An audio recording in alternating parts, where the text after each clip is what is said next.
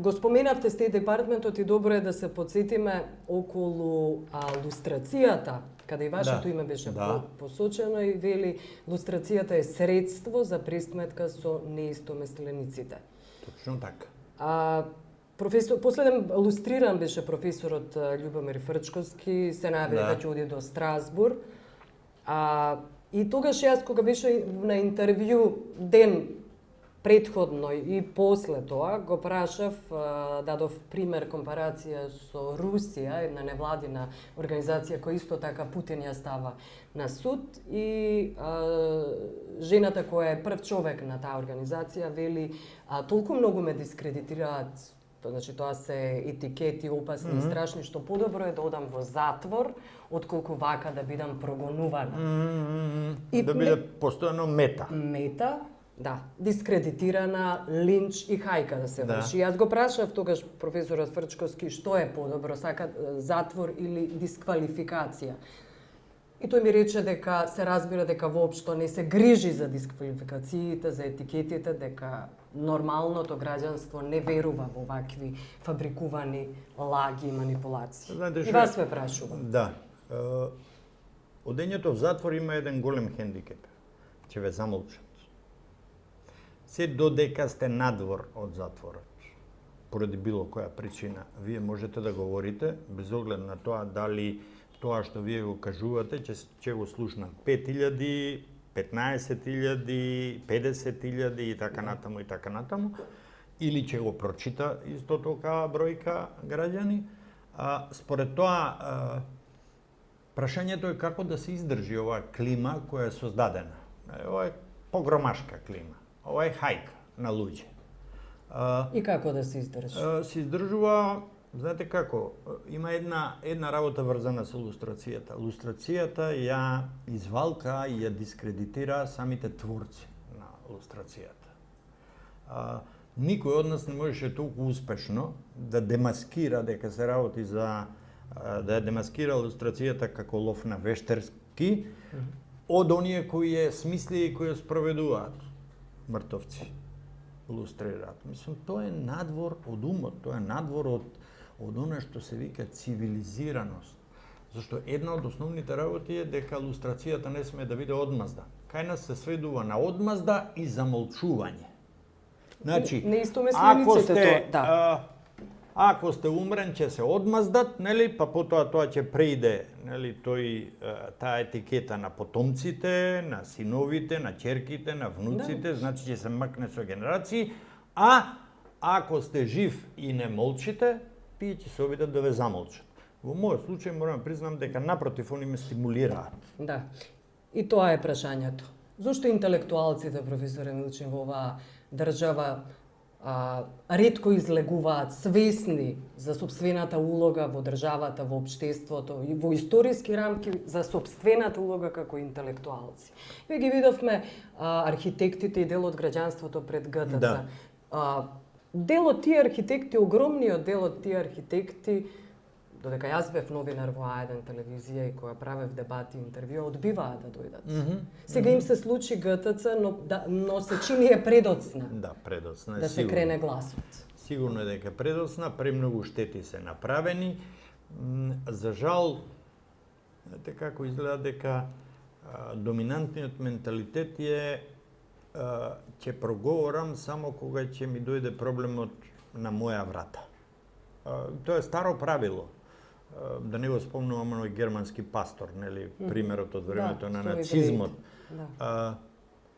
Знаете како страшно е всушност кога гледате како луѓето се однесуваат како ноеви и кога вие им велите дека ова ќе доведе до ова, а ова ќе доведе до она и така, дека тука има еден логичен след.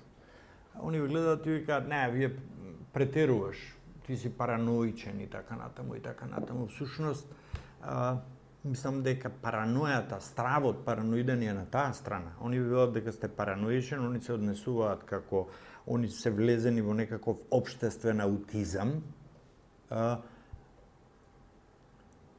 Ние многу, за жал, многу често го употребуваме зборот интелектуалци кога тоа не е соодветно. Интелектуалец значи некој кој не е прашањето во дипломата. Апсолутно. Ни нели на додипломски, ни на магистарски, Формалното ни на образование тоа не ништо значи не ништо. значи. Интелектуалец е некој кој е заинтересиран и не одмолчува за работи кои се пошироки од неговата професија.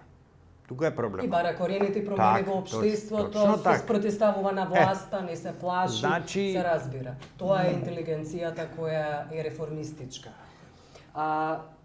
Вие сте режисер, веќе споменав.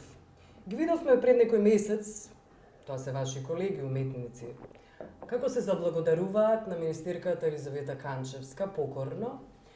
Се заблагодаруваат заради тоа што им овозможила патувања со нивните трупи, односно со некои представи или пак некакви проекти. Не беше јасно точно зошто се заблагодаруваат. Тоа се луѓе кои поминале низ вашата катедра. Вие сте веројатно на некој и биле професор.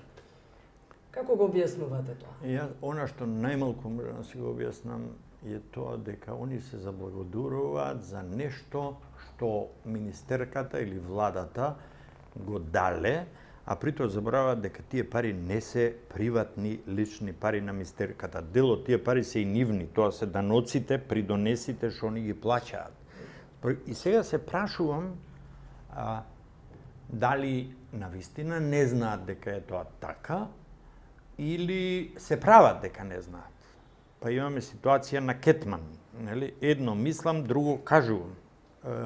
Како се случи таа робска свест, покорна свест кај тој дел, кај некои уметници, не велам кај сите? Мислам дека веројатно играше улога една претходна повеќе годишна запоставеност. Кога денешна опозиција беше на власт, мислам дека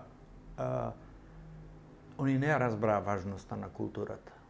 И ние сега го гледаме пак оваа власт како ја употребува и злоупотребува културата.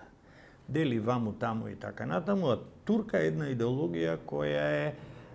Генетски инженеринг некој ја нарекува. Тоа е уствари инженеринг на свеста. Тоа е перење мозоци, ама од масовни размери, со многу пари и со многу средства. Така што мислам дека во тоа има и нешто што кога настанува фазата на цинизмот политички. И тоа е обично карактеристично за елитите, кога ќе помислат дека они не можат да ја променат работата и дека ова ни е пишано и дека нема кој да ја направи промената. А при тоа очекуваат некој друг таа промена да ја направи. И тоа е многу тежок јазол. Така, многу тежок јазол за разрешување, за одврзување. И тој обично не може да се разврзе, туку ќе пукне. За жал, кога ќе пукне, прво ќе пукне во момент кога ќе биде неподносливо, што значи дека ќе биде голема сиромаштија. Тоа не е најдобриот излез од оваа ситуација, а меѓутоа за сега јас само тоа го гледам. Додека траат што не значи критиките... што не значи дека не би сакал да и дека не размислувам за тоа што е потребно да се направи за да се избегне тоа, хаосот. Ама ако нема друго и тоа е подобро отколку бавно умирање. Добро, македонецот сепак историски гледано е навикнат на сиромаштија, на беден живот и тоа може да се провлекува со децении. Па сега Србија не била навикната, србите биле навикнати на малку побогат живот, па 15 години им треба за Милошевиќ. Така? Да. И тоа со огромна подршка и помош од странство. И интелектуалците. А да не говорам за улогата на елитата интелектуална и така натаму и така натаму. Добро, јас благодарам што бевте гостин за студио.